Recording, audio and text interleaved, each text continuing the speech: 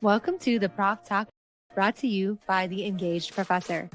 Every 2 weeks, join us as we talk about tips and tricks to help you connect with your students, engage with industry, and stay up to date on all the teaching trends.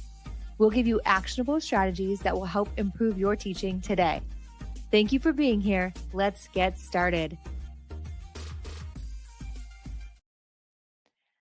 Hi, everyone. My name is Becky, and this is episode 12 of the.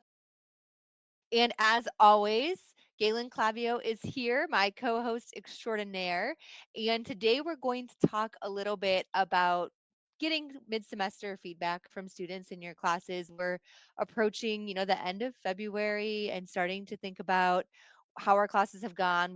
What I love about the spring is that spring break usually provides a really great exact midpoint of the semester with the break. So sometimes it's a little bit easier, not a lot, but a little bit easier to think about how we can implement changes that might improve the class for the last half of the semester. And mid-semester feedback piece is something that I started doing a couple years into teaching as a way to just get a pulse on what the students are thinking and what their experience is like, because my first couple years of teaching evaluations, as I've mentioned before, weren't great. And I was like, what can I do to try to avoid not knowing anything about how class is going until it is far too late? So that's one thing that using mid-semester feedback or asking for mid-semester feedback can help you avoid is just, getting surprised by your final evaluations. It doesn't always, by the way, but it can. And for me, as I started teaching the last 2 weeks, I'm reminded what it's like in person because I didn't teach in the fall. So I'm reminded what it's like in an in-person class when you're getting like mostly zero body language or positive affirmation about how the class is going. And then somebody comes up to you and is like, "Oh, class was so great." And you're like, "Huh, was it?" Because I have no idea. And mid-semester feedback is an opportunity. I think maybe part of that is generational. I'm not sure, but that's something I've really noticed in my classes this semester. It gives you a way to get some feedback and understand maybe what you could do differently. I don't know. Is that something you've done in the past, Galen? Have you tried the mid-semester feedback in any formal or informal way? It's I haven't myself, unless I'm running a brand new class that I've never run before, and I'm not totally sure how I've set it up. And I do that a couple of times, but about once every other year. Like last year, I was running a podcast production class where students got split into two groups of 10, and we basically did a full semester project where they were doing twice weekly podcast episodes, and I had everybody assigned to different roles. And I got like 4 or 5 weeks into it, and I was like, I don't know if this is working. And so I told everybody that it was voluntary, but that I wanted them to be honest about how it was going. It would be anonymous. And I found that generally speaking, people were like, no, we like this. This is fun. We're working on something that's interesting to us. But you know, I it's funny. The reason it's weird is like I don't do it a whole lot myself, but it's something that I constantly preach, especially to my newer instructors, adjuncts, and full-time faculty, because what I find is that most people don't realize. Well, first of all, we've talked about this before, but there's a real perception amongst full-time faculty and increasingly amongst adjuncts, once you explain to them how it goes, that they should fear the evaluative process from students.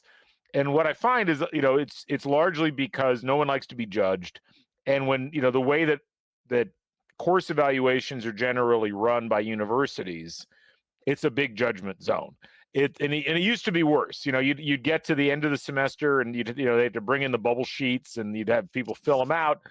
And it's slightly better now because you're not sitting there like or standing outside in the hallway while people are in there like massacring you on course evaluations. Now they're just doing it on their own time.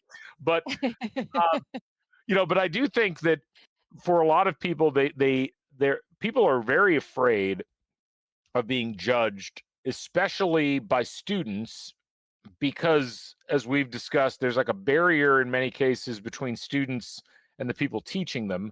And there are constructs that have led to that. And a lot of it is frankly self-imposed by the people doing the teaching. There's this perception that like somehow the students are an enemy group that they're having to subjugate.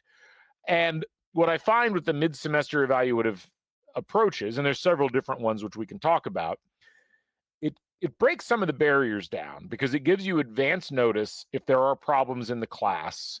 It makes the students aware that they can express something to you and you're asking them to do so specifically about the class. And I think that makes a big difference in their perceptions of you and your willingness to think about how the class is going and the fact that you care enough to ask. And a lot of times it will allow you to make adjustments as the class is going on that can make it better. And that's really what everybody should be trying to do in the first place. Even if you've got a syllabus set up or an overall structure, you should always be thinking internally, as far as I'm concerned, before you walk into the classroom and after you walk out of the classroom, could I have done something to make that class better? Could I do something to make the next class better? And I think getting some evaluations in some form in the middle of a class, even if it's one that you've taught for a while, can be a good thing. And we've talked a lot about student buy-in, and this is a little bit about making students feel heard. And I know, again, a lot of faculty don't like the analogy of students as customers, but that's reality. And they have a lot of options, and buy-in is important. And I feel like as I use feedback, it also might give a positive feeling about you as an instructor so that they will be willing to recommend your classes to other people, and then you might feel a little bit less like you have to be out there doing a song and dance to get people to sign up for podcasting, what was it, podcasting studio or podcasting production class, right? These Sports one-off media classes. Sports Media Laboratory was the name of the Yeah. class. So it was a podcast topic. Anyway, sorry, go ahead. But that's so as we think about though, right? How many of us want to develop elective courses that is a topic we're passionate about? You do that, and then you have to get students to sign up for the class to make. And if you have a positive, perception out there from students because other students have said your classes are good, they feel valued or heard, they're excited about them, then people are more likely to take it. And doing the mid-semester evaluation is relatively easy. It's not a huge lift. And from my perspective, faculty members get a ton of value out of it, like we've already talked about. Yep. The challenge is that you're right, you mentioned something really important. The way that you might approach this type of feedback is going to depend on where you are at, not only in your career but with the course. This is really high on my mind because I'm teaching two new courses I've never taught before in a discipline that's slightly different than what I have been teaching. And while I have an idea of what I want to do in it and how I think it will go, I'm willing to take any feedback someone can give me because I don't have a faculty member to run my ideas by. I used to, back in the day when Clint Warren's office and Liz Sattler's office were next to me, I just scoot around the corner and be like, hey, I'm thinking about doing this. What do you think? But without any colleagues in my area, I don't have that opportunity. And so students are a really good way to get some feedback about that, how things are going Mhm. before it gets too late. So great for new preps, also really good for new faculty who maybe have taught the class a couple times but are still kind of figuring out how it works. But I would also argue for faculty who've been teaching for a while, who are teaching students that are slightly different than students they may have taught 10 years ago and maybe haven't evaluated or haven't thought about thinking or haven't thought about how partway through this semester evaluation could help them try to tweak the class in small ways. And maybe in those classes you ask more pointed questions, right? If it's a class you've taught 10 times, maybe you focus your evaluation on some assignment pieces that are new or different that you're trying, or policies. Maybe you have a new generative AI policy, or there's things that you could focus them a little bit more on. Well, I think where people struggle with end of semester evaluations, and honestly, I think that a lot of times when we tell people, oh, you can do mid semester evaluations in some way, shape, or form, the evaluations that people utilize or the feedback that they solicit is too broad. It's Hmm. it's like, oh, how's the class going? Well, you're not going to get much out of that. So focus it on a couple of things. And I would, and some of this depends on how you want to approach it. What I will tell people to do is like we have an official system that the university makes us use for end of semester evaluations. If you want to do mid semester, what I always recommend is like use a system that's anonymous or relatively anonymous. Like Google Forms is, maybe it's not the most anonymous, but it's anonymous enough. Like you can make it so there's no name put in. But create questions that aren't on a Likert scale. Like, create questions that require the students to type a little bit. Don't ask them to write a book because they'll just look at that as work.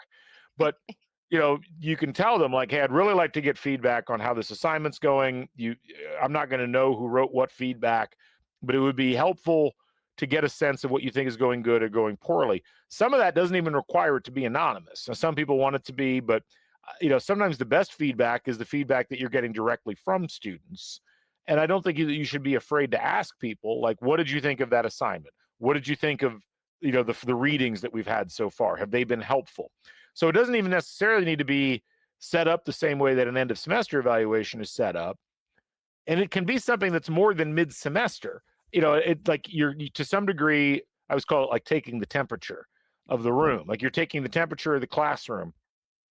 You want to do it in a way where it doesn't sound like you're begging the students for like approval, but and so there's a line to walk there.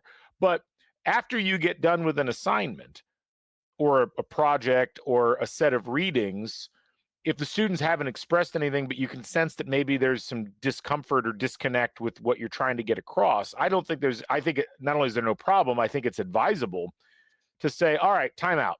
Why don't we talk through this? What is it that you don't like about this? What is it that you do?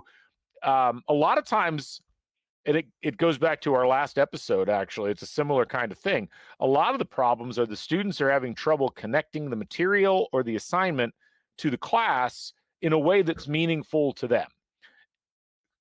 And this is where I think you have to be able to explain why you've assigned what you've assigned in terms of readings or assignments.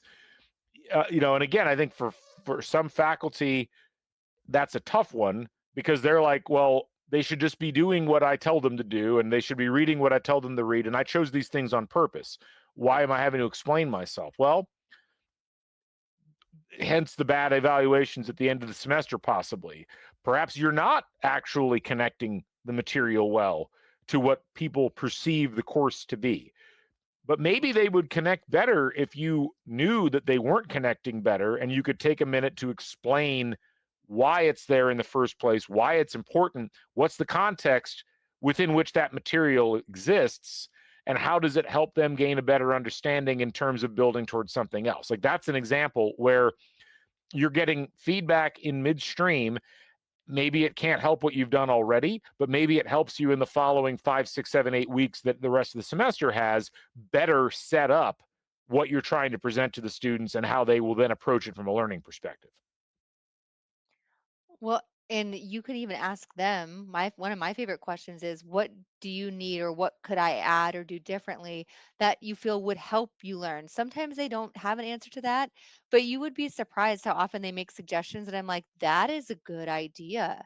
Mm-hmm. Because we are often looking at our classes and our assignments from our expert view, and in some cases from the view of a person who's taught them for 10 years, and we can't always identify gaps or things that would be helpful for students. So that's one question that I think is always worth asking, and that's one that you don't necessarily need an anonymous survey to answer, because it's not like students have to be feel comfortable to say something negative about you when you just ask them what else they might need to be successful.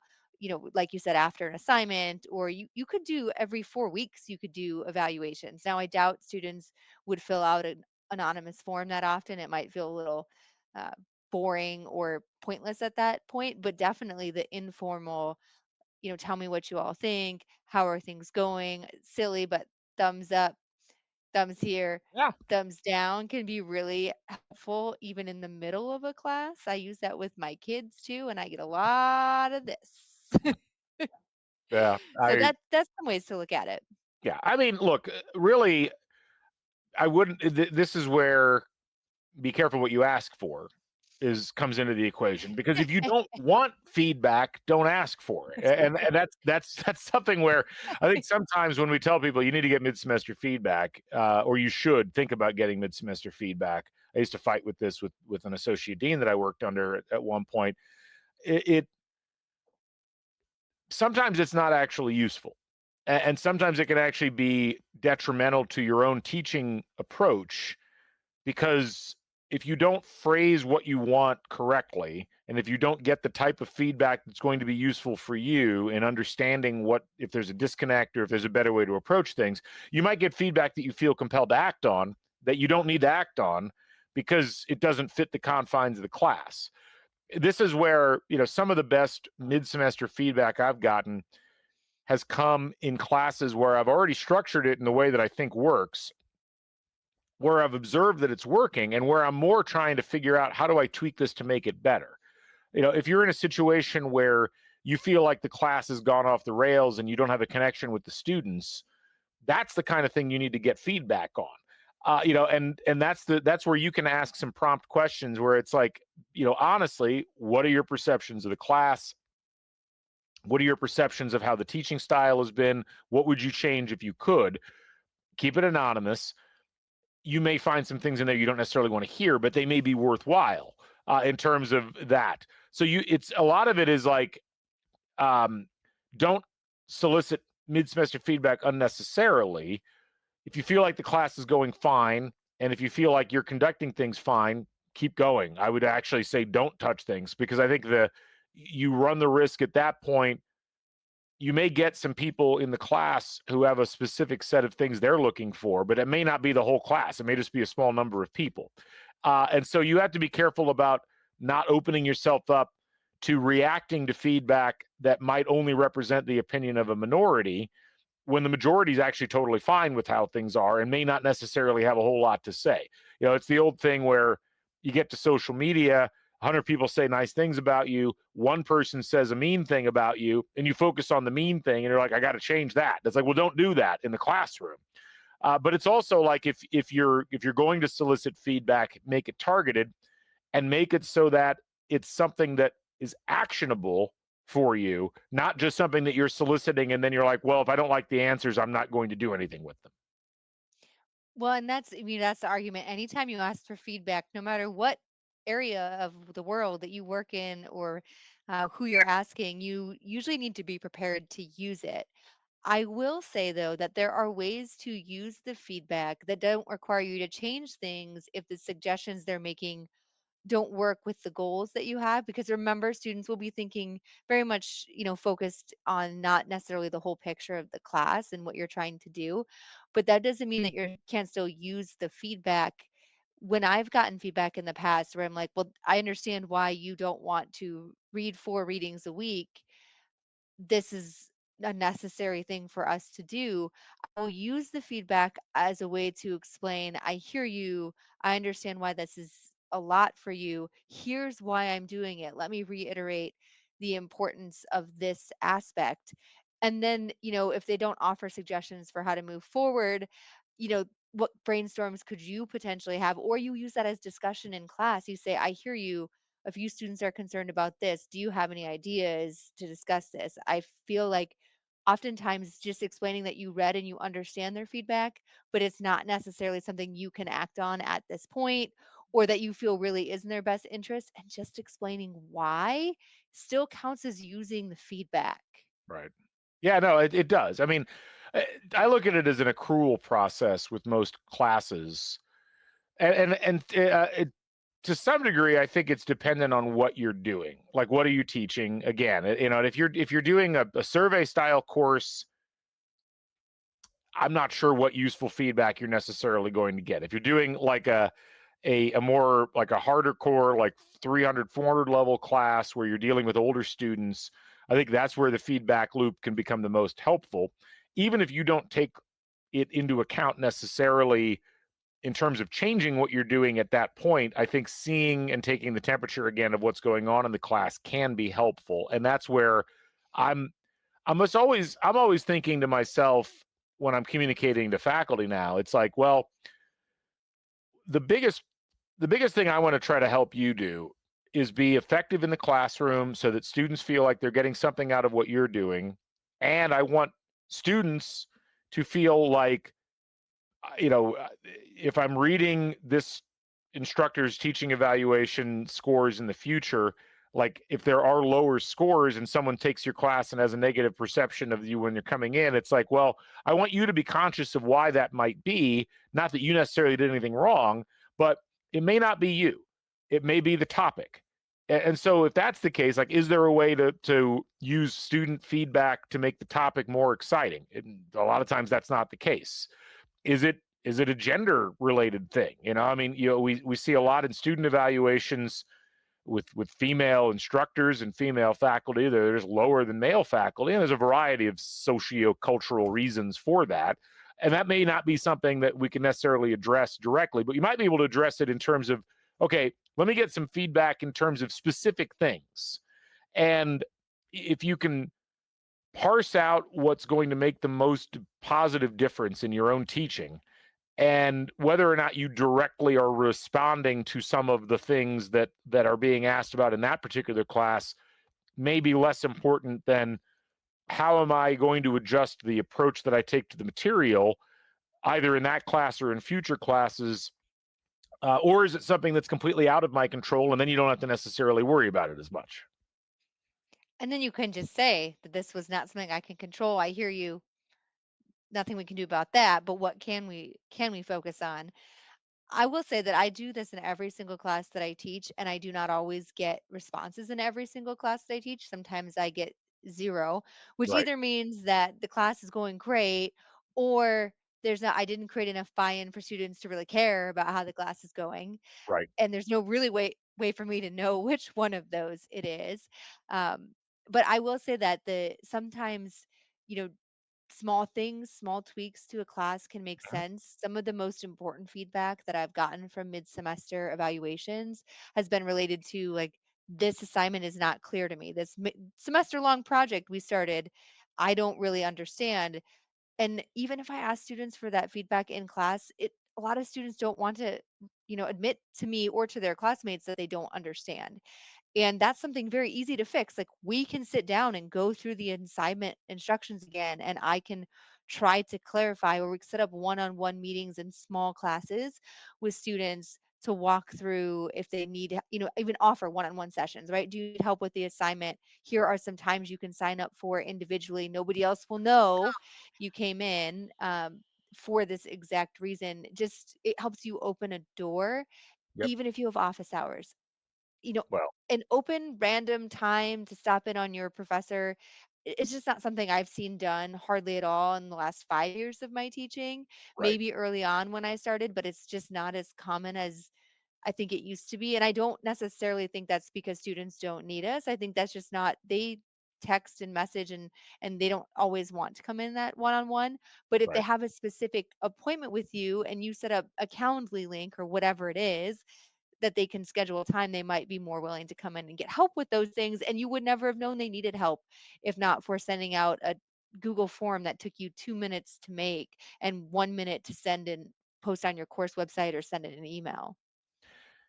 Yeah, I think you got to give students multiple venues to give feedback or to ask questions or to, so you can understand what all is going on, or so they can understand what all is going on, but also you.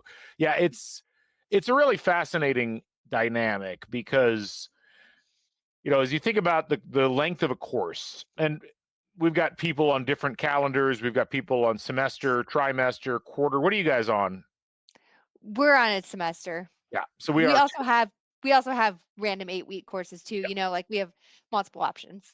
So what is even a mid-semester evaluation? It's like in the summers, like our classes are generally 6 weeks in length. Well, if you, I mean, like What are you you doing covered a then? ton of material, in a relatively short period of time. It's like middle of the semester might be too late to do an Yeah. evaluation. So, I would say this, like there is something to be said for at the beginning of the class establishing a suggestion box online or some Mhm. kind of thing where it's like here's a venue on Canvas or Blackboard or whatever where you can submit a comment and it's going to be taken, if you can find a way to do it anonymously, great, or have an anonymous form that people can fill out. And that, I think, opening the dialogue with students at the beginning of the class and saying, look, here's how I've designed the class. Here's the instructions. Here's things. You ask people the first day of class, you have any questions? Does all this make sense? Of course, they're going to be like, sure, professor.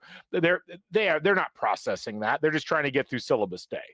Really, I mean, it's like, okay, Yeah. get me out of here. I'm only expecting to be here 30 minutes. Just get me out so I can go to the next one. They're not processing the class. But I think making it clear in the syllabus, making it clear not just on syllabus day, but on the first real day of class, for those of us who don't do real class on syllabus day, that this is an open process to some degree. It's not, hey, the readings suck.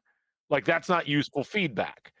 Why do you think the readings suck? And if it's like, well, they're too verbose, or they're too long, or they're too not interesting. Okay, I understand that.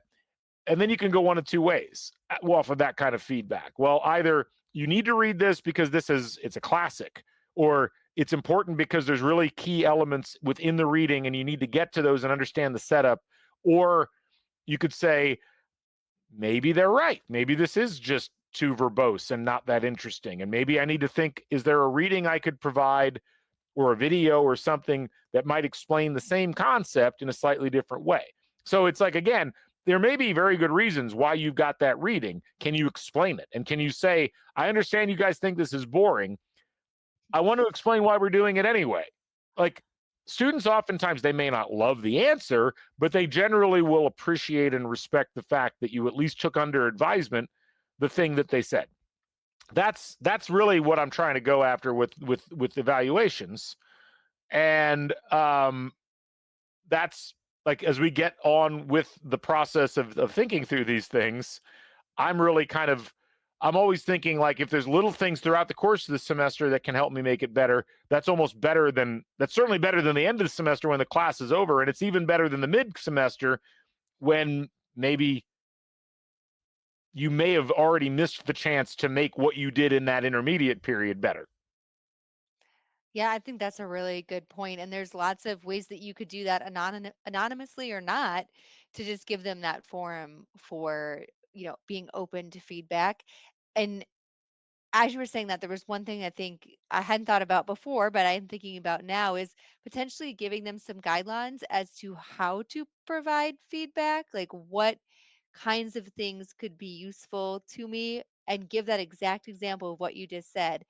Try not to just tell me I hated this topic, or these were terrible readings, or I'm really bored or disengaged. Try to tell me why, because it's in the why that I can try to address some of the change, some of the things that I might be able to change.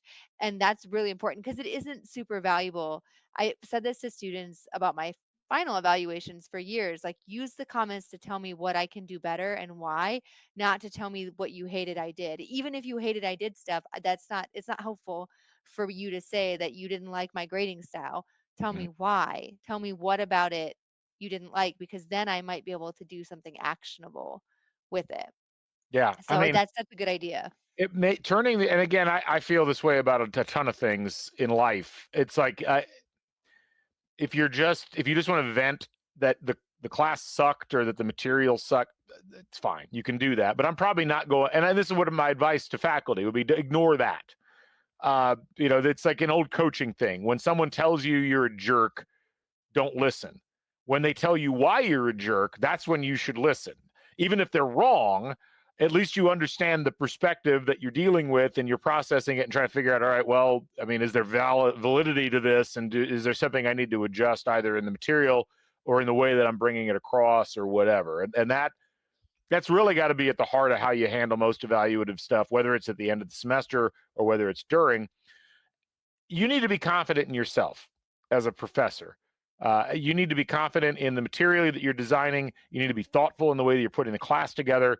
You need to be able to explain, if somebody asks, why is this piece here? Why is that piece here? What does it add up to? That's what the learning objectives are for, which is why I stress those things so much. And I never used to. Like 10 years ago, I didn't even think about learning objectives other than something I was required to put in. Now it's like, that's the roadmap. And, so a lot of what I've found is that the complaints in my class have gotten a lot less. And look, just to be frank, and this is not to pat myself on the back, but I never got a huge number of complaints in class, and it's largely because the way I podcast here is the way I. Becky's seen me give presentations. This is just how I talk, which is entertaining to a large number of students. And but when I have gotten criticisms, it's generally, well, it all clusters around a small number of things. We don't get feedback, sufficient feedback in grading. We don't get grades back in time. Sometimes we're on topics that don't seem like they connect to the rest of the class material. And sometimes we just talk about things that have very little to do with the core materials, which is generally not true. It's just that students only pay attention in bits and pieces. They don't catch how it actually connects back. But I'm conscious of that, having read through those. And now when I'm doing mid-semester evals, when I do them, I'm trying to make sure that what I'm trying to get across to them is connecting. And sometimes the easiest way to do that is to simply ask them, what do you think of this topic that we did? Or what do you think of this activity specifically?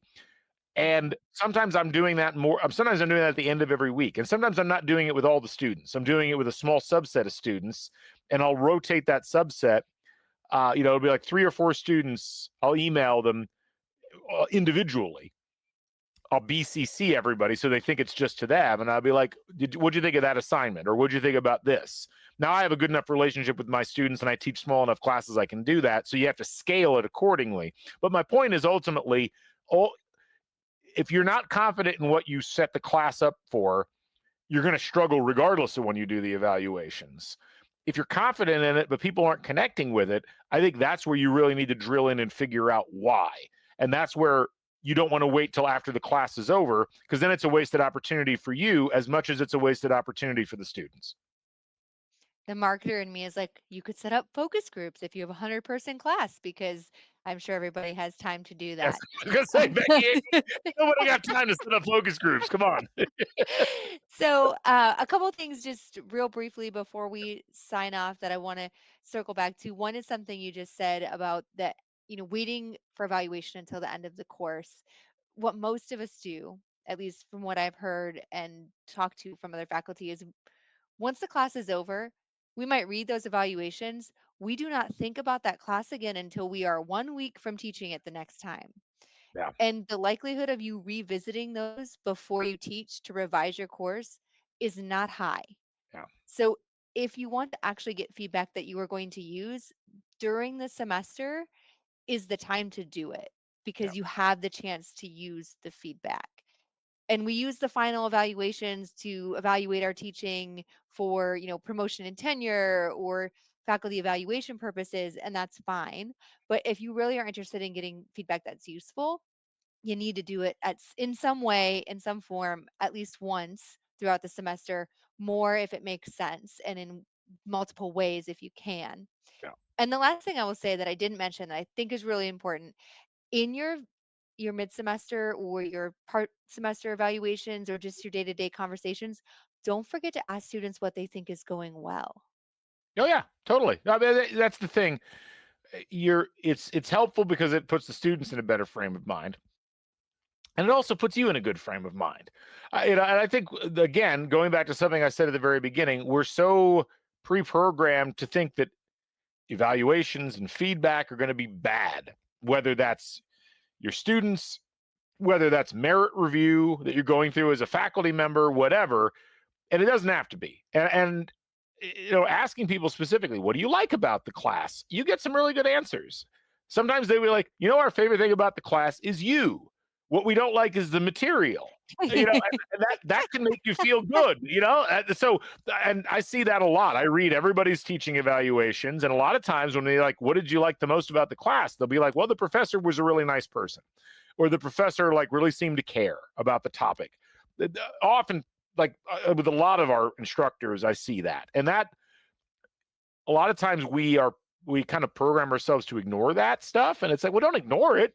If you're the best part of the class, I mean, clearly that we need to work on the material, but that's not necessarily a you problem. And unless, like, if you set the whole thing up, then maybe that's where your bell goes off. It's like, maybe I should approach this from a different perspective. Maybe I should introduce the material in a different way.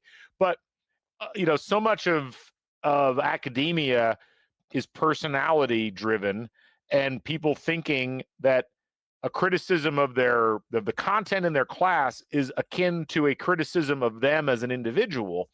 That's you.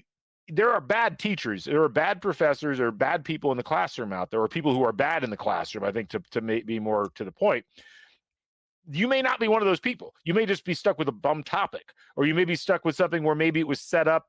We inherit so many syllabi from people who wrote them in 1998, and they're outdated. They're written for a different generation of students using a different generation of content, and they've just been like modified slightly down through the years. And sometimes there's a really good argument for, take a summer, chuck everything out the window and start from scratch. Reach out to younger faculty at other institutions. Maybe that helps, but you won't know that unless you ask. And a lot of times asking what's going well with the class will give you a good indication of the things that you might want to tweak when there aren't things going well with the class.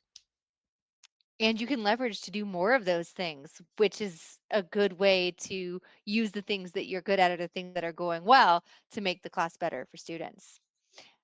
All right. Well, thanks everybody for listening. I hope that you will come up with some evaluation methods that will work in your classroom and in the way that you would like to do it. I really encourage you. It's that time of year. Next week is a great time to just put together a quick Google form, 3 or 4 questions. Think about what you could really use if you knew a little bit more about how students were feeling or doing in the course, and get that out to them, and see what you think, and then comment back and let us know what you learned and how you might have used it. Yeah. And until next time, enjoy this semester, and thank you again so much.